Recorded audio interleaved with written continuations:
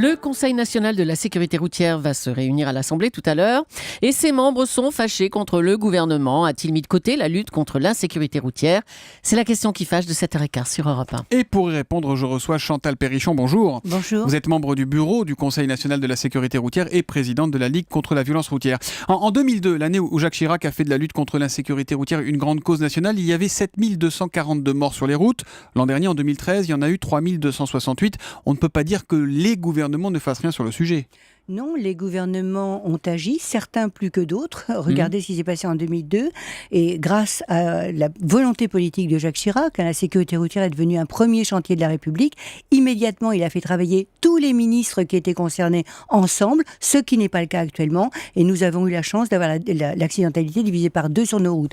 Actuellement, il faut constater, nous ne cessons de dire qu'il n'y a pas de gouvernance en ce qui concerne la sécurité routière dans ce pays. Il n'y a pas eu de comité interministériel depuis mai 2011. Or, on sait que c'est ce qui va... Ça veut dire que depuis que François Hollande a été élu, il n'y a pas eu de comité interministériel ? Exactement. Aucun comité interministériel. Ce sont des pièces majeures dans la stratégie de la sécurité routière. Ça veut dire que pour une fois, les ministres vont se rencontrer et travailler ensemble. En ce moment, nous assistons à des cafouillages répétés de ministres qui prennent des décisions chacun dans leur coin. Et nous arrivons à une catastrophe que nous avons annoncée depuis des mois. Et nous sommes dans l'urgence absolue. Et devant l'urgence absolue... C'est quoi cette catastrophe ? Eh bien, à la fin de l'année, fin 2014, pour la première fois, depuis 12 ans, nous allons avoir une remontée du nombre de morts, ce qui est une véritable... C'est la signature de l'absence de décision en ce qui concerne la sécurité routière. Alors, cela dit, Bernard Cazeneuve, le ministre de l'Intérieur, qui est en charge ce dossier, demande une action tous azimuts en 2015. C'est peut-être juste une question de patience.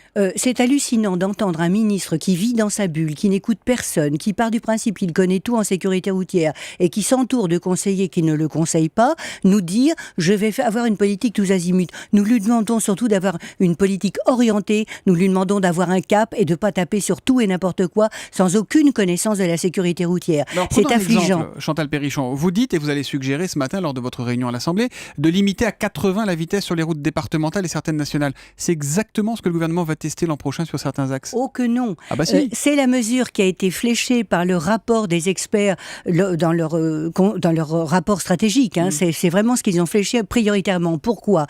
Si l'on faisait basculer, j'insiste, toutes les routes départementales qui n'ont pas de séparateur médian de 90 à 80 km/h, exactement, voilà. Lorsqu'il n'y a pas de séparation entre les deux voies de circulation, à ce moment-là, nous pourrions économiser environ 300 à 350 morts. Pourquoi ? On sauverait 350 vies par an. Parce que sur ces routes, il y a 57% des tués. Or, que va faire le ministre ? Ça le gêne, il se retrouve devant les lobbies vroom vroom, les lobbies c'est touche pas ma vitesse.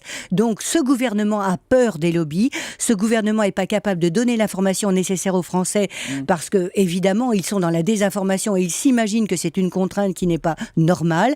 Donc, il va faire une petite expérimentation. C'est pas n'importe où, pardon, sur la RCEA en Saône-et-Loire, notamment, c'est une des routes les plus meurtrières de France aujourd'hui. Bien sûr, celle-ci, oui, mais c'est normal de tester pour voir si ça fonctionne et après d'élargir. Mais non, ce n'est pas normal. Lorsque nous savons, grâce aux experts, qu'une mesure va sauver des vies, eh bien, on doit la généraliser. C'est comme si, en 1972, le gouvernement avait dit « Nous allons obliger les gens à mettre une ceinture au volant au nord de la Loire, mais pas au sud. » Pour vous, il n'y a pas de discussion possible sur le sujet. Absolument, c'est un problème d'éthique. Et en même temps, les défenseurs de la voiture vous diront que c'est sur les autoroutes, là où on roule le plus vite, qu'il y a le moins d'accidents aujourd'hui. Alors, les défenseurs de la voiture feraient bien de s'informer davantage, puisque l'année dernière, il y a une remontée du nombre de morts sur les autoroutes, et pourtant l'infrastructure n'avait pas changé.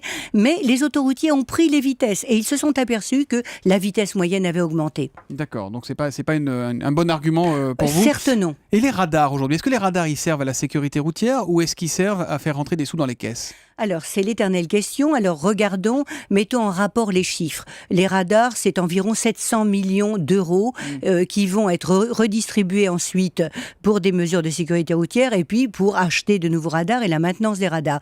Ce que nous payons, nous, tous les Français, c'est 22 milliards d'euros par an actuellement pour l'insécurité routière.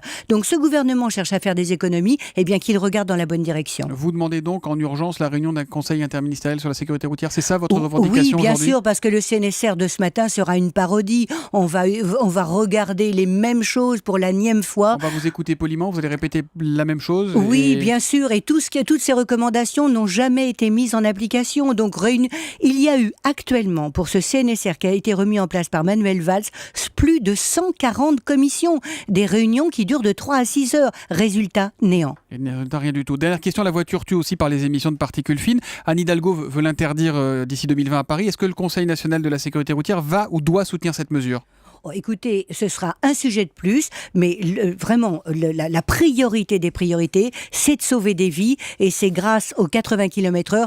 Le diesel est un problème de santé, bien évidemment, qui doit être étudié, mais c'est pas encore une priorité. Merci Chantal Perrichon d'être venue en direct sur Europe 1 ce matin. Vous êtes, je le rappelle, membre du bureau du Conseil national de la sécurité routière qui se réunit ce matin. Bonne journée à vous. Europe 1, 7h22. Sale week-end pour le gouvernement. Il y a Angela Merkel qui nous a fait la leçon. Il y a eu le prix Nobel d'économie, notre prix Nobel, Jean Tirole, qui lui nous presse de nous inspirer des modèles allemands ou suédois.